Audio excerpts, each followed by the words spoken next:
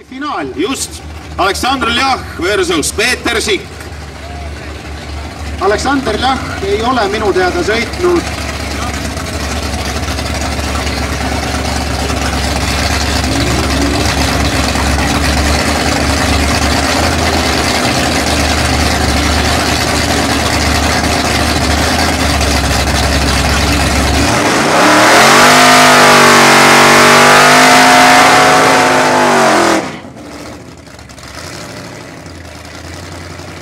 Aleksandr Ljah on sõitnud ka kõrget 11 või madalat 12, nii et tegelikult ajaline eelis peaks siin olema Peeter Sikul.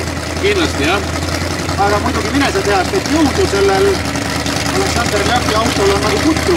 On ta käinud tegelikult lõppkiirusvõistluse sõitmas ja seal väga muljetavaldavaid tulemusi näidanud. Ramm alla 300 kilomeetri tunnis oli ka kiirisõidus. No vaatame nüüd.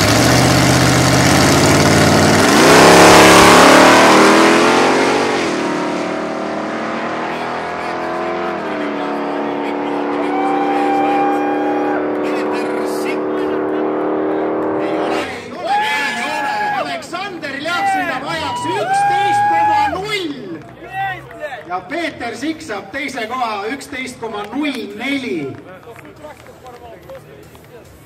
Võidusõit on ikka hunnikust täis igasuguseid üllatusi.